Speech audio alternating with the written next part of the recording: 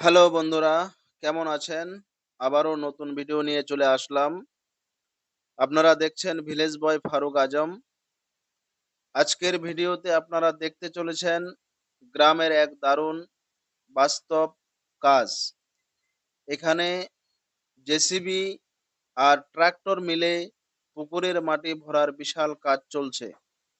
সকাল সকাল থেকেই মাঠে নেমেছে মেশিনগুলো। সূর্যের আলোয় ঝলমল করছে চারপাশ, একদম গ্রামের প্রাণের দৃশ্য।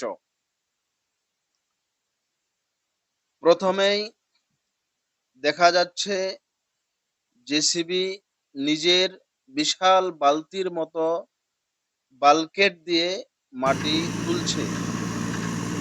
ধীরে ধীরে সেই মাটি ফেলা হচ্ছে ট্রাক্টরের টেলারে। এক বালকেট মাটি জেসিবি নিয়ে পুকুরে ফেলা হলো। এখন ট্রাক্টর দিয়ে সেই মাটি ফেলা হবে।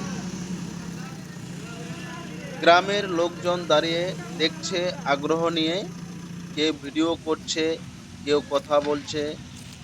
সবাই মিলে উপভোগ করছে এই বিশাল কাজ।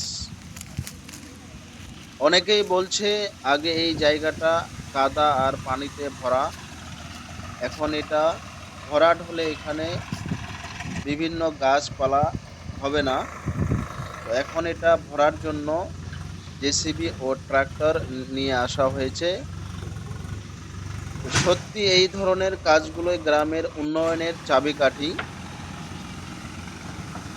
জেসিবি আর প্রতিটা মুভমেন্ট যেন এক একটা শক্তির প্রতীক। অল্প অল্প করে বাকেট দিয়ে টলিতে মাটি ভরা হচ্ছে এবং টলিগুলো নিয়ে আসতেছে পুকুরে।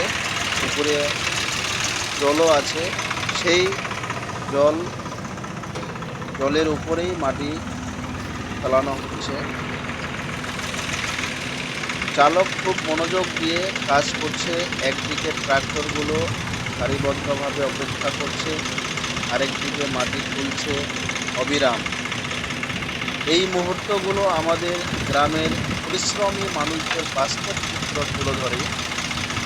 এমন দৃশ্য দেখলেই বোঝা যায় যে গ্রামের মানুষরাই আসলে দেশের আসল শক্তি।